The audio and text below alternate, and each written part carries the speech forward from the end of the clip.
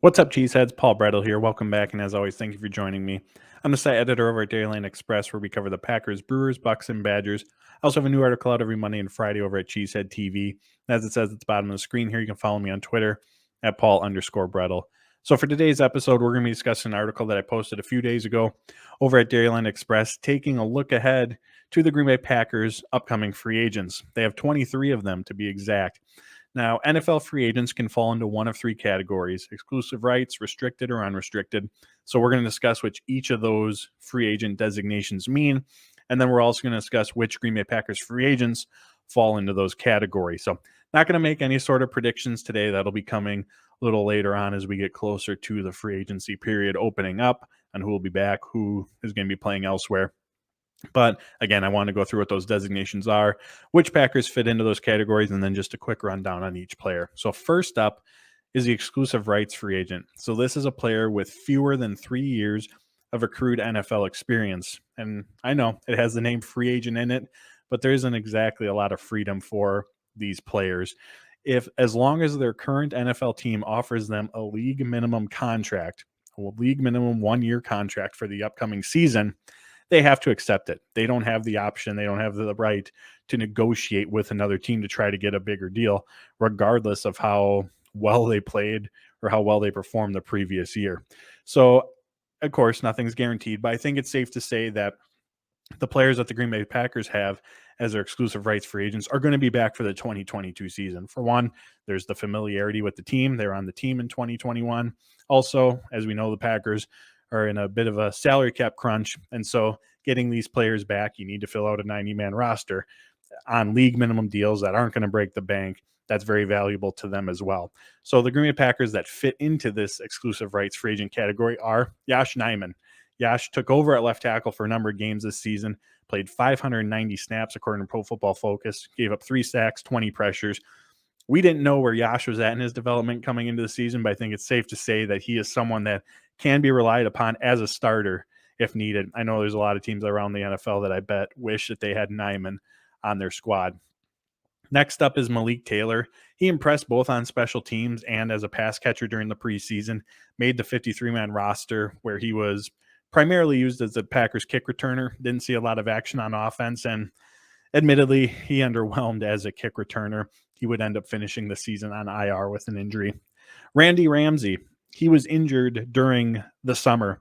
He was Green Bay's 4th edge rusher in 2020. He was also a core special teams player. Chris Barnes, of course, he'll be back, another important player in terms of a starter for this Green Bay Packers defense. He was the Robin to Devondre Campbell's Batman, played 564 defensive snaps this season. Comes with his up and downs, but there's plenty of strengths to his game as well. Dominic Daphne, another exclusive rights free agent, has the versatility to line up in the backfield, in line, in the slot, even a little bit out wide. Has a few receptions, I think 2, I believe, to his name this past season, but his primary responsibility when he's on the field is to be a blocker for this offense. Henry Black, he was primarily the Green Bay Packers' 3rd safety this season. That came with its ups and downs, but on special teams, he was 2nd snaps, 1st in tackles by a fairly wide margin. Chauncey Rivers was brought in over the summer, ended up playing 54 snaps over the Green Bay Packers' first 4 games of the season, especially when they were out without Zadarius Smith after that week 1 game. Rivers would end up tearing his ACL in practice following that 4th game, so he was placed on season-ending IR. And lastly is Jake Hansen. The big surprise coming out of training camp in the preseason was that Hansen was placed on the 53-man roster. He saw 6 total snaps over the course of the season, all of which were in mop-up duty, but you can expect him to be back as well. So those are the Green Bay Packers exclusive rights free agents. Next up is a restricted free agent. The Packers have just one of them. So a restricted free agent, this is of the 3 the most complicated in terms of how this works, but a restricted free agent is a player with 3 years of accrued NFL experience. They can negotiate with other teams. However, their current team has the right to match the offer. And with that, the team also places a tender on that player, or they have the option to. They don't have to place a tender on them, but they have the option to. So the tenders, there's a 1st round tender, a 2nd round tender, an original round tender, and a right of first refusal tender. So they are as they sound. So if a first round tender is placed on a player and an opposing team makes an offer to sign him, the current team can either say, nope, we want him, we're going to sign him and pay him a predetermined amount of money. Or the other team can say, because they placed the first round tender on him, nope, you can have him, but you have to give us your first round pick in return. So that's the give and take with these restricted free agents. And when I say pay the salary that I mentioned, these are predetermined amounts going into the season determined by the NFL and the NFLPA.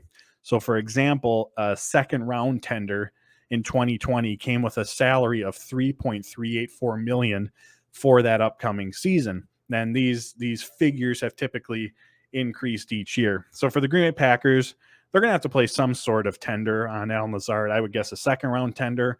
Maybe that puts Lazard's salary for 2022 in the $4 million range.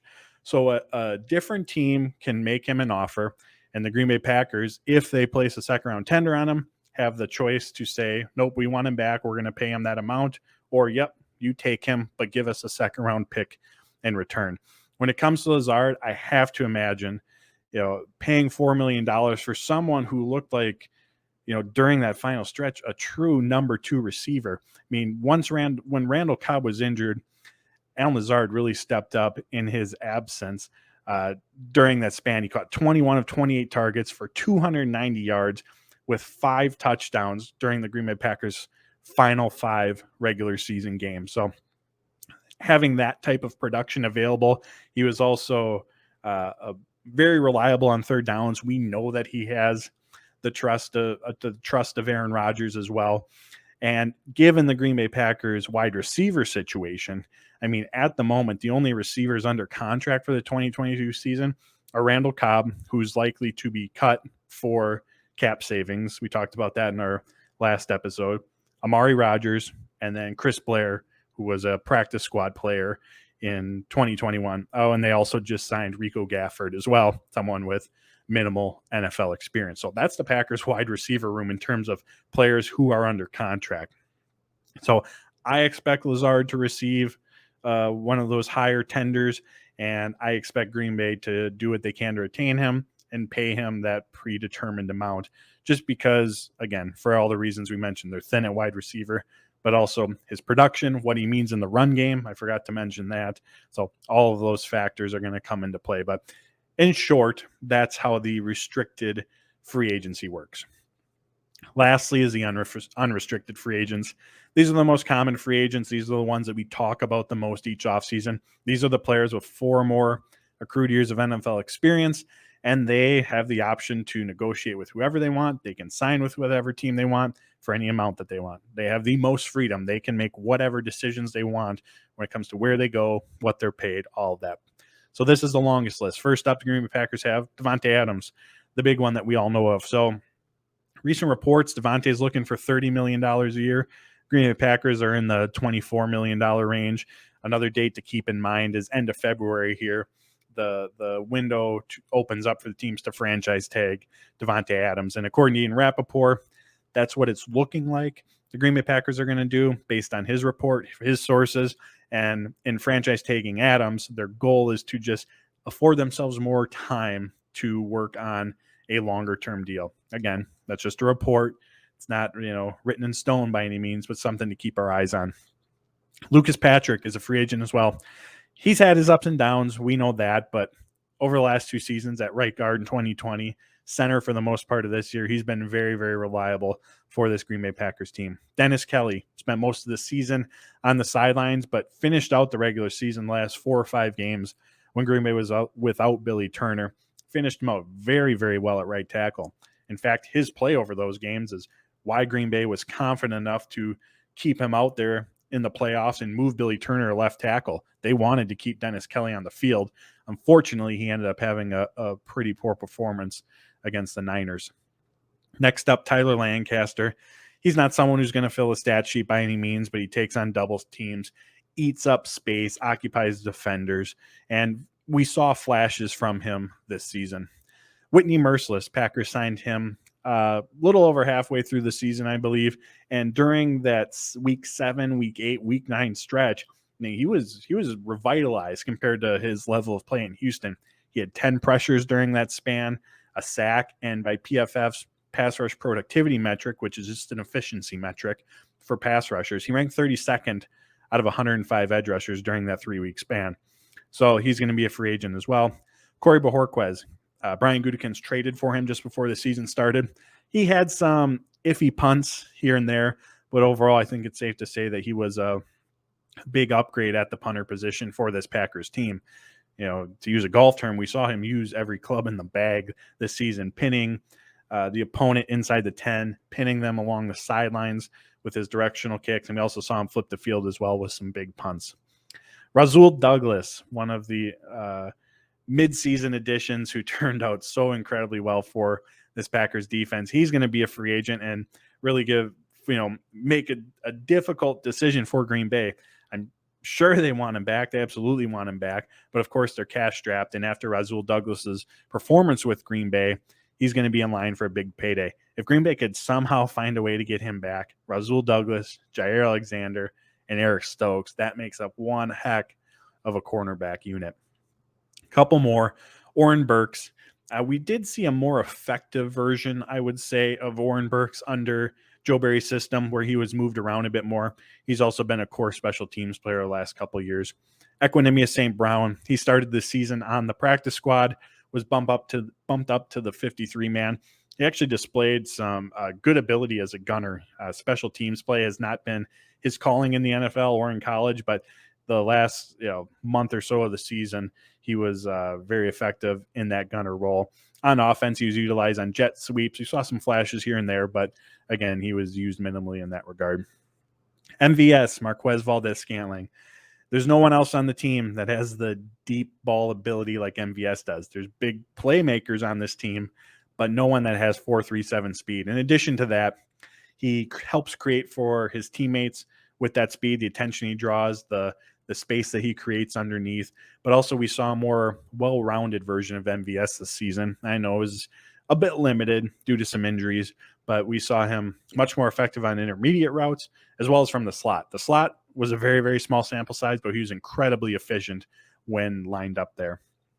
Kevin King, the Green Bay Packers brought him back on a 1-year deal. As the season went on, the emergence of Rasul Douglas, the emergence of Eric Stokes, his role was greatly reduced, and he was actually utilized as a middle-of-the-field defender when Green Bay was in their dime looks. Robert Tunyan, this is going to be an interesting one. His season before he was injured wasn't anywhere nearly as productive in terms of production standpoint as it was in 2020, although I don't think many of us came into the season expecting him to match or top that. But he was starting to heat up a little bit before he suffered that unfortunate ACL injury against the Arizona Cardinals. Shannon Sullivan, he was the Packers' primary slot corner this season, actually fared pretty well. By PFF's numbers, among slot corners, he was 5th in snaps per reception, 3rd in snaps per target, and 10th in yards per snap among all slot cornerbacks, as I mentioned. Lastly, Devondre Campbell, another difficult decision. Someone I imagine the Green Bay Packers want to bring back. However, is the cap going to allow them to? Against the blitz, in coverage, reliable tackler, against the run. Devondre Campbell did it all for this Green Bay Packers defense. So there's the rundown of the 23 free agents that the Green Bay Packers have, the decisions that they have to make, and which categories of free agents those players fall into. As always, I greatly appreciate you guys tuning in. You can find the link to this article below or head to Dairyland Express where you can find all my work as well as at Cheesehead TV. Follow me on Twitter. Like this video. Hit subscribe. Again, I do greatly appreciate it. And as always, friends, take care, stay safe, and go Pack Go.